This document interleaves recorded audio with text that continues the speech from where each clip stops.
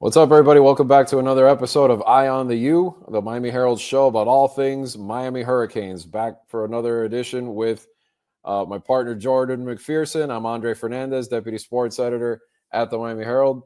Bye week last week for the Canes, but an eventful week in college football. We're looking ahead now to the rest of the season, which begins on Friday night with a big showdown at home with Louisville, a team that Miami is favored to win against, but a team that Miami can't take lightly. It's been a good one the last couple times these two teams have played the last couple of years. So we'll dive into that matchup, and then we'll talk a little bit about Rueben Bain, all the Heisman talk. You don't get a lot of Heisman talk for defensive players all the time, but Rueben Bain has had a tremendous season so far. We'll talk a little bit about him, the rest of the defense, his 1-2 punch that he's had with Akeem Mesidor up front, and the way that the impact that they have had on the Hurricanes' great start so far. We'll talk a little bit about the offense as well. That offensive line, the big guys doing the work up front, has made a huge difference in this team. We've mentioned it before. We'll dive into a little bit of that.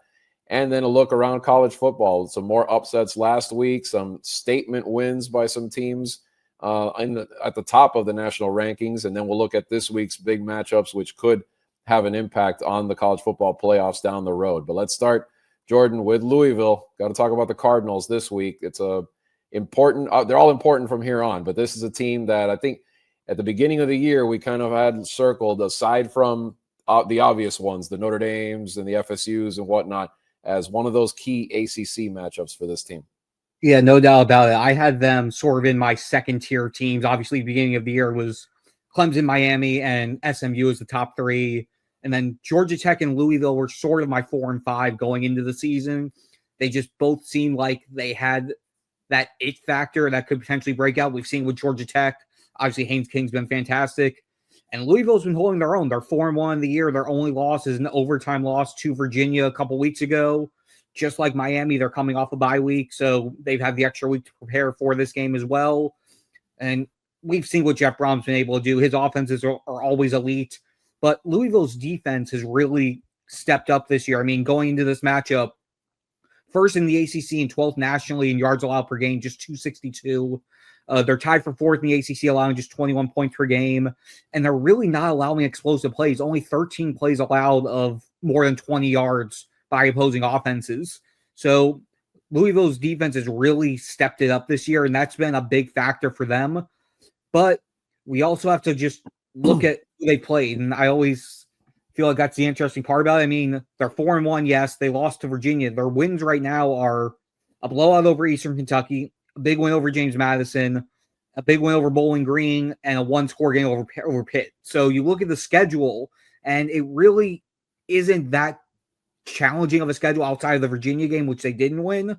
But they are 4-1. They have a lot of talent on this roster. Isaac Brown, the running back out of Homestead, who we've seen up close and personal over the last few years. Their 2 wide receivers, Cullen Lacey in specific. He's great both as a receiver and in the return game. He has 2 punt returns for touchdowns already.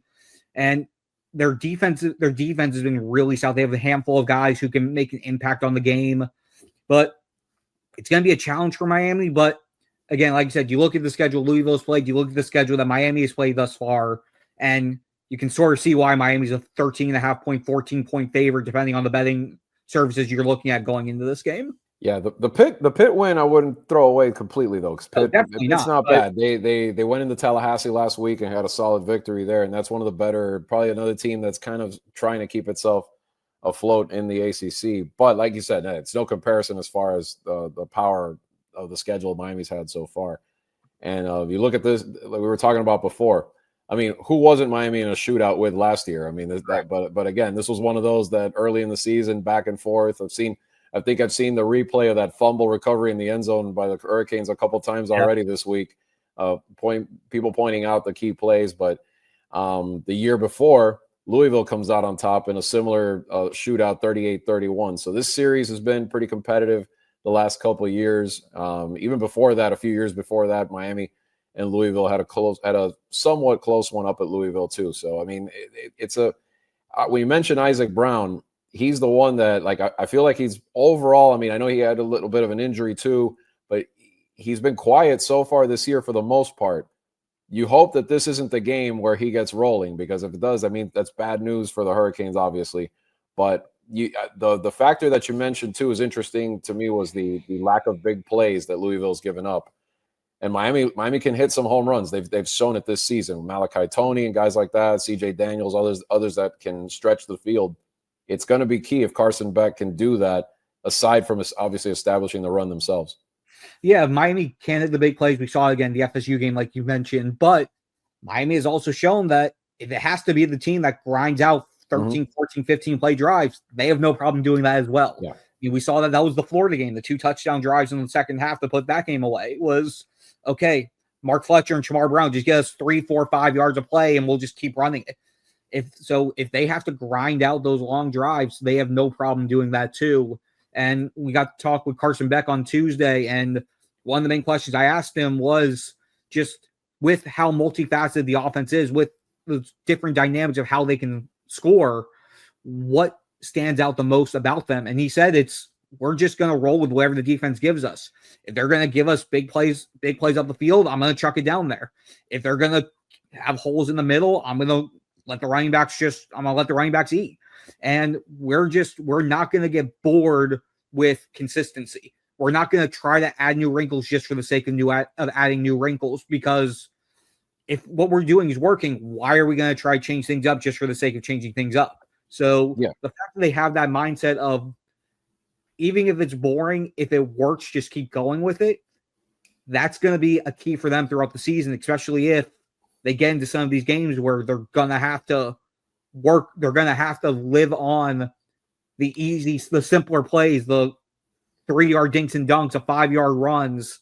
If they have to do that and they have to win like that, they have no problem doing that. They don't need to have the flashy 70-yard flea flicker just to say, hey, we can throw a 70-yard flea flicker. They are fine with doing whatever it takes to get the points on the board. And then just to touch on Isaac Brown, because you mentioned him, he was fantastic the first 2 games. 6 carries, 126 yards against Eastern Kentucky, and then 12 for 104 against James Madison. Then got dinged up in the week going to their Bowling Green game, had an ankle or a lower leg injury, and just hasn't been the same since. He has 28 carries for less than 100 yards, or just about 100 yards over their last 3 games. But we know him personally. We know how good he can be when he's at full strength. And sometimes all it takes is 1 carry, 1 big break for him to show everyone, hey, I'm back.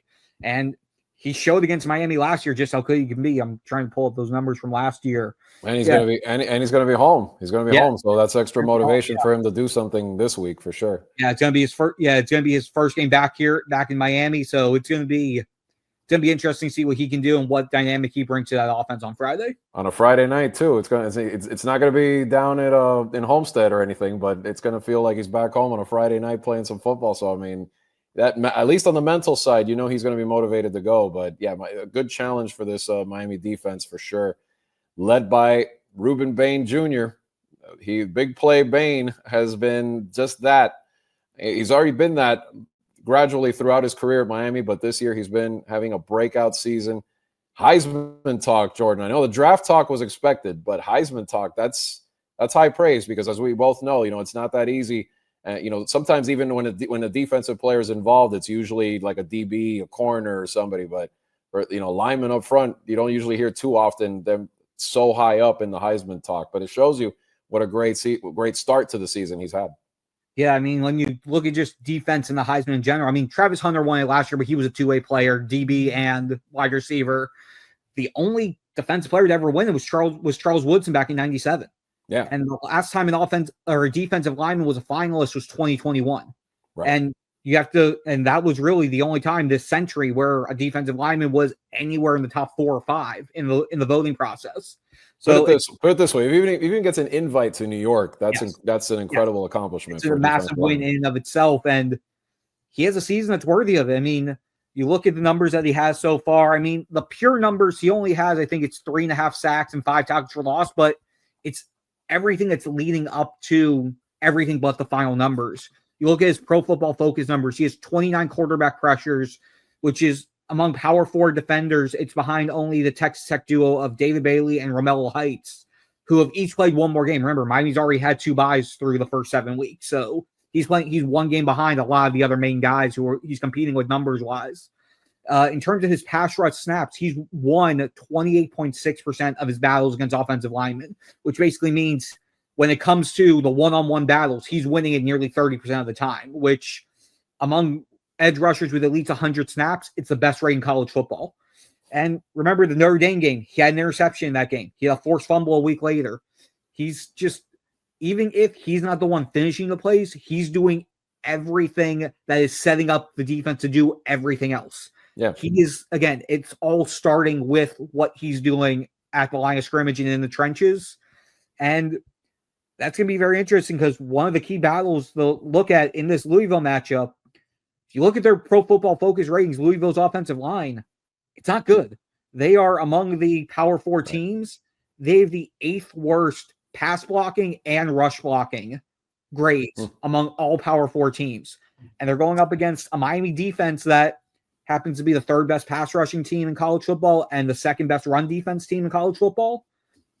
It's kind of, kind of if they don't make an adjustment right away and figure things out right away, it could be a long day for Louisville's offense. Yeah, Bain is basically, like we said, like he's getting through almost every time and giving himself a chance, whether he gets there or not.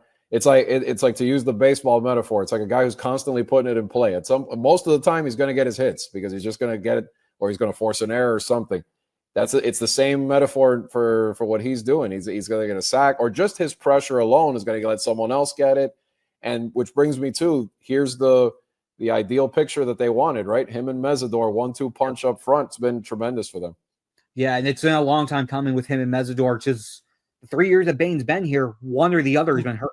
His Rueben Bain's freshman year, Mesidor basically missed the entire season with injuries to both of his feet. Last year, Bain gets hurt 3 plays into the Florida game, misses 4 games, comes back, but we knew he wasn't 100%. Now we're seeing just how dynamic and just how explosive the two of them can be, whether it's both of them on the edge, whether it's loading them both to one side on 3rd down pass rushes and having Bain inside, whether it's some stunt plays, whether it's whatever it is. They both just know how to feed off each other, and they have fun doing it. I mean, they're trash talking each other basically every time they have a chance to do it, basically trying to one up each other. Rueben Bain said their main thing between the two of them is, I'll see you at the quarterback, but I'm going to get there first. Right. And Mesidor's like, he thinks he can bend the edge better than me, but I'm showing him I can bend the edge just as well as him. And they try to one up each other, and that friendly competition is just making both of them that much better, and it's making that defensive line that much better. And in terms of that much better. Miami defensive coaches are sitting there with the popcorn going up. Go ahead, boys, tee off. Yeah, no. Also, we asked Carson Beck about that, about facing the defense line in practice. And his one thing is, boy, am I glad they can't hit me, because I'd probably be bruised up every single day. And it's like, well, yeah, that sounds about right, buddy. Yeah, pretty much. I mean, it's great to see on the personal side for Rueben Bain. I mean, we always struck me as a character guy when I saw him on the way up, growing up at Central, watching him play and win those state championships. It wasn't just everything you just said on the field, but it was also the leadership. I say a character guy because he was the engine, and you saw the impact on later guys that came from Central that would all say, "Oh yeah, I learned from Rueben Bain. I learned from Bain," et cetera, et cetera. So it's good to see him not only succeed, which I had a feeling we all thought he would succeed at this level, but to take it to this notch that he has so far is impressive, and hopefully this keeps going. Or accolade, he's looking at him as a potential high draft pick once that comes around for him.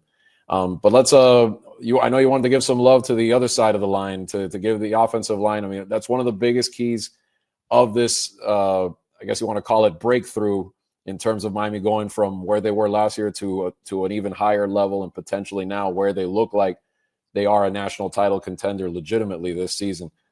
The O-line is right at the heart of that, Jordan. Talk a little bit about just the impact those guys have made. As we talked about, a multifaceted offense, it starts up front. Yeah, no doubt. I mean, Coach Mario Cristobal, he built his team in the trenches from the offensive line, defensive line out. And we've seen that specifically with the O-line. I mean, this group is it's so cohesive because, I mean, they've all basically been together Francis Malignolo has been their starting right tackle 3 straight years. Inez Cooper, the starting right guard for 3 straight years. Matt McCoy has been here for 4 years now. Even Samson Okunlola, who's rotating in at left guard, has been here for 3 years. Markel Bell's in his 2nd year. James Brockmeyer, he's a transfer, but as soon as he came in, he basically had the playbook memorized by the time they started spring ball and was just ingrained and added in and made it feel like he's been here for years once he transferred in. And it just, you can see the results coming from that chemistry. I mean, the offensive line has to be, if not the best, hands down, one of the best offensive lines in the country. And like you said, it sets everything up. It sets the run game up with Mark Fletcher, Charmar Brown, Jordan Lyle now finally back. It helps all 3 of them be successful. It gives Carson Beck all the time in the world to be able to throw, which we saw that with even last year with Cam Ward when he had the 7, 8, 9, 10 seconds on some occasions to be able to scramble around if he needed to and make plays and find openings. And even beyond the offensive line itself, when it comes to blocking, you look at the receivers. The receivers are blocking downfield on run plays like their life depends on it. And seeing that commitment and seeing how much that is adding into what they're getting out of the run game, it's an added factor that really doesn't get talked about too much or get talked about enough, really. Just how much they're getting, how much commitment they're getting from beyond the main 5 whose only job is to block in front of them. You're seeing the receivers do it as well, and it's because of what they see the offensive linemen go through and the intensity that Alex Mirabal, the offensive line coach, has in terms of how much he preaches and how much they're feeding off of that. And it's overall just leading to all the success that they've had so far through 5 weeks. Yeah, it's good that you need that, and you need the receivers. The receivers blocking downfield it's one of those things in football that is so important. Doesn't get talked about enough. When that downfield blocking, you might be the guy that springs the big play, turns a little 5-yarder, 10-yarder into a touchdown. And this team is doing that this year. And I don't know how consistently they were in the past as much, but this year I've seen that multiple times, and it's another big key to why this team is doing as well as they are so far. But let's, we've talked a little bit about just the breakdown here of this team. We know they're facing Louisville this week, a game that obviously, continues their trend upward in the conference and everything that's going right for Miami. But let's look at the big picture nationally.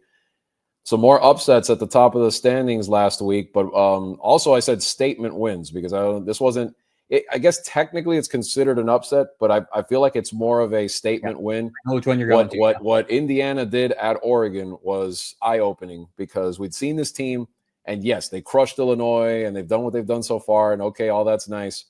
But to go into a place, an established powerhouse like Oregon, and win the way they did. They didn't destroy them completely, but the way they played, I mean, it's not just Fernando Mendoza. It's not just the offense. They've got some guys on defense. This is another team that we were talking about balance with Miami. Indiana's got balance too, and they deserve to be where they are right now in the rankings. And this is a team that's going to be like, hello, Ohio State. They're not going to hello Ohio State during the regular season, but it could happen in the Big Ten title game. That could be interesting. Yeah, it's going to be been a fun team to watch throughout this entire season. I mean, we saw the glimpses last year when they made it into the playoffs. We saw what they were able to do, but you knew there was still room for them to grow. They still had those next steps to take, and my goodness, they've taken. I mean, like you said, their defense is ranked 4th nationally in yards per game. They have 10 total turnovers. They forced 9 interceptions already this season. They had a couple big ones late in the Oregon game to hold the Ducks off, and they are looking like one of the top teams right now. I mean, the top 3 in college football, pick the order that you want. Ohio State, Miami, Indiana are your top 3 right now in college football. You can pick any of them. You can make an argument for any of them to be 1, 2, 3, whatever you want. And I probably agree with you. I mean, that's where I was. I have an AP vote, and ordering those 3 was one of the tougher jobs I had, was figuring out who's 1, who's 2, who's 3, and just trying to order that tier. And it's going to be interesting to watch them go down the wire to see where everything goes, and assuming everything plays out chalk the rest of the way. Those are going to be the 3 teams to beat right now. And I mean, who would have thought we'd be saying even a year ago going, yeah, Indiana's a top 3 team. Oh, the basketball people came out right. Okay, that makes sense. Oh, we're talking football here. But they're not even that good in basketball anymore. I know. Like good, but not that good. Yeah, so but Indiana's been, I mean, hats off to them for what they've done. Kurt Cignetti's done an amazing job turning them over the last 2 years since coming in from James Madison, and he has the Hoosiers in the right place right now. Yeah, for sure. And then a couple of the other developments around college football. I mean, I think I mentioned that Red River game, that Red River shootout game, Red River rivalry, whatever they call it now. I had a feeling that those sometimes, and I think it's been close for years between those two. Even though Texas is struggling, it's still a talented team. And look what happened. They snuck up. They beat Oklahoma, put themselves a little bit back afloat now in terms of, they're ranked again. USC beating Michigan. I didn't know much about USC, I'll be honest, this season. But Michigan is not anywhere near. It hasn't been since Harbaugh, since everything kind of fell off over there. I don't know. I mean, I know they last year, they still, I don't know. They just didn't strike me as a powerhouse team that could do it this year, and USC beating them. The one that really surprised, I think you'll agree with me on this one, Ole Miss barely beating Washington State. What was that? Yeah, that was looking ahead. I mean, maybe that was the biggest head scratcher of the entire slate. I mean, it's just, again, I've been high on Ole Miss all year. I mean, I'm a big Lane Kiffin fan. I like what he does. I like watching their offense, but that was a struggle for the Rebels. And they were hands down. They were like one of my locked top 5 teams going into the week. And it was just, again, maybe it was just a 1 week blip. We'll see where things go from here. But that was a shocker. And it was one of several SEC games that was close. I mean, Alabama needed to hold off Missouri. They had a last-second drive to take the lead and then stop Missouri on their final drive. Tennessee looked rough against Arkansas as well. And Arkansas had a coaching change, though. Bobby Petrino over there. That kind of might be, one of those games where, you get the new coach in, new philosophy, all that, and maybe it could have been one of those blip weeks for them, potentially. Yeah, definitely fair. But then when you just look at college football overall, we're 7 weeks in. There's only 8 Power 4 conference teams that are still undefeated overall. You've got Ohio State and Indiana in the Big Ten. You've got Miami and Georgia Tech in the ACC. You have Ole Miss and Texas A&M in the SEC. And you have BYU and Texas Tech in the Big 12. And then you can throw in Memphis, Navy, and UNLV from the group of 6 conferences. That gives you 11 undefeated teams in college football. 11. Speaking of Rebels, the running Rebels still in it. Dan Mullen's got UNLV going. Our buddy Larry Bluestein will be happy about that. I know that for sure. So, but yeah, overall, I mean, Bama. I know UM fans aren't going to like people praising Bama, obviously, but Bama, to their credit, after that loss to FSU, has been a different team. They've come on and put themselves right back in the picture.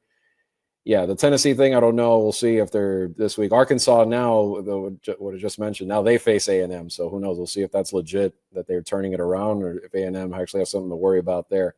But some big games again. You turn the page every week in college football. There's a bunch of good games. Ole Miss, Georgia. Ole Miss coming off, like what we just said, that bizarre scare they had against Washington State. Do they get things? Were they looking ahead to Georgia potentially? We'll see. Tennessee taking on Bama, same thing. USC at Notre Dame means something. Means something big.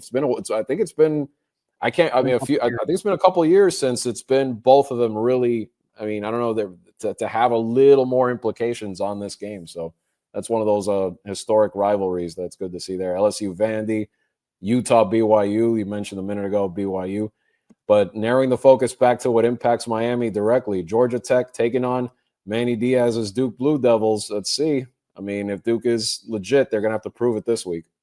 Yeah, no doubt about it. Again, that's one of the Georgia Tech and Duke one. It's one of the games where both ACC teams are undefeated, so it's going to make an impact for that spot in the championship game. So that's going to be an interesting one. To go back to USC and Notre Dame, I mean, USC's 4-2, and they don't have a signature win.